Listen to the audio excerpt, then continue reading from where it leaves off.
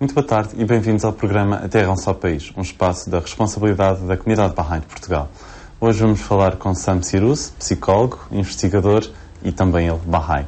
Sam, antes de mais, boa tarde e obrigado por teres aceito o nosso convite. Boa tarde. Boa tarde. Fala-se muito do atraso da humanidade e da sua não evolução ao longo da história. Uma das razões apontadas é o não entendimento entre os povos. O que é que a psicologia e a religião Bahá'í têm a dizer, ou como é que explicam este não entendimento entre os vários povos da humanidade? Bem, a psicologia surgiu há cerca de 100 anos como ciência. 150 talvez, dependendo de quem é que a gente considera como o pai da psicologia moderna. A fé Bahá'í surgiu mais ou menos na mesma época. E Baha'u'lláh, quando surgiu, quando se manifestou como profeta de Deus, ele trouxe um princípio fundamental: a harmonia entre a ciência e a religião. Ele dizia: o que a ciência diz, a religião pode confirmar. E o que a religião diz, a ciência também pode confirmar. Deve haver um equilíbrio, uma harmonia, e numa balança que seria a balança da razão, da lógica. E, infelizmente, ao longo dos 150 anos da psicologia, nós passamos por períodos de grande ilógica, de grande irracionalidade, em que dizíamos o quê? Que este povo é superior àquele, que esta forma de ver o mundo é inferior àquela.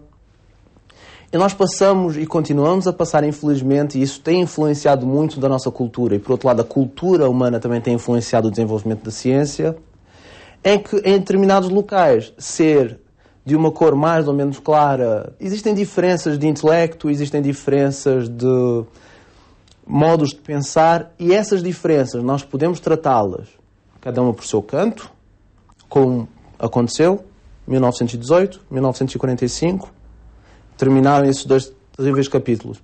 Mas ou colocamos as diferenças no canto, ou então podemos, inclusive, como acontece em muitas sociedades europeias, em que temos a diferença em nós, interagimos ligeiramente com ela, toleramos, ou então fazemos aquilo que a fé Bahá'í diz: trabalhamos pela unidade na diversidade. Baha'u'lláh falava nisso na década de 60 do século XIX. Hoje em dia, a União Europeia tem isso como slogan: unidade na diversidade, em que nós agimos vendo que as diferenças são úteis. E a psicologia confirma isso hoje em dia. Existem vários estudiosos, mundo afora, que confirmam que organizações com pessoas de origens culturais diferentes, que escolas com crianças de origens culturais diferentes, de origens socioeconómicas diferentes, têm melhores resultados. A interação entre a diferença, na diferença, leva a melhores resultados. Esses estudos são recentes, ou pelo menos não são de 1940, com certeza. Achas que houve uma mudança no paradigma e que a juventude, ou a idade ativa dos nossos dias, é mais inclusiva, está mais aberta à diferença e aceita melhor as diferenças? Bem, isto levar-me a um clichê. Com a internet, dificilmente não estaria. Globalização. Exatamente. Baha'u'lláh falava no século passado que a Terra é um só país e os seres humanos são seus cidadãos. Em 1800, como bem exatamente, 1863, 64. Então, e interessante, é o nome do programa também, A Terra é um Só País. Exatamente. E reparemos, se acontece uma coisa no Irão hoje em dia, no mesmo dia ou 2 dias depois no YouTube aparece. Ou até no próprio dia, às vezes. Ou no próprio dia, exatamente. Quem fala no Irão, fala nos Estados Unidos, fala no Senegal, fala em qualquer lugar. Há 20 anos atrás isso não acontecia, 40 anos atrás isso não acontecia. Só que a grande questão não é só propriamente a juventude atual. Os escritos sagrados Bahá'ís falam que tudo na vida tem uma primavera.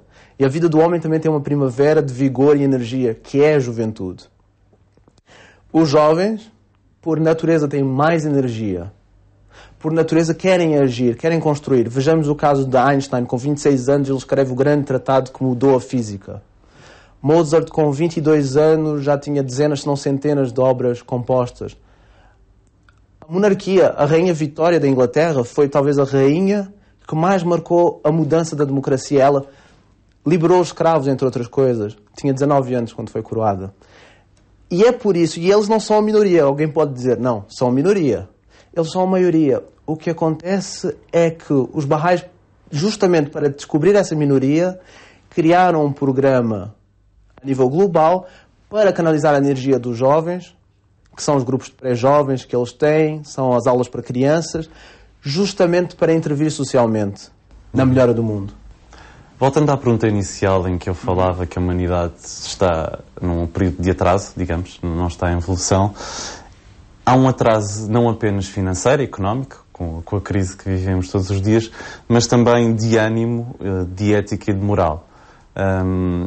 Eu sei que tu também investigaste contos e histórias que podem ajudar as pessoas a ganhar mais ânimo. Na religião Bahá'í também há alguns textos, como as palavras ocultas, que são palavras de esperança. Tu achas que a palavra pode curar estes ânimos mais desanimados, digamos? Bem, se nós olharmos para a história da humanidade, desde Krishna, passando por Jesus Cristo, ou mesmo a relação Bahá'í, as histórias fazem parte da nossa vida. Provavelmente a profissão mais antiga do mundo é a contador de histórias. E são essas metáforas que nos fazem pensar, será que se eu agisse desta ou daquela forma, a minha vida mudaria? Olhando para uma história do Velho Testamento, ou para palavras ocultas, como tu mencionaste, de Baha'u'lláh, nós podemos discernir novos conhecimentos, ter uma nova visão da realidade. E justamente por isso também os Bahá'ís têm o programa de ciclo de estudos, que serve justamente para isso, para nós lermos a palavra sagrada e com ela optarmos por desenvolver não só a nível pessoal, mas também a nível social. Sam, muito obrigado. Nós temos pouco tempo. Obrigado por teres aceito o nosso convite. Quanto a si, espero que tenha gostado. Continuação de uma boa segunda-feira e até ao próximo programa. Ó Filho do Espírito, eu te criei rico, porque tu te empobreces. Nobre te fiz, porque te rebaixas. Da essência a sabedoria. Eu te concedi a existência, porque buscas iluminação de outro senão de mim. Da argila do amor te moldei. Como é que te ocupas com outro? Volta teus olhos a ti mesmo, a fim de que, dentro de ti, me possas encontrar, forte, poderoso, o que subsiste por si próprio.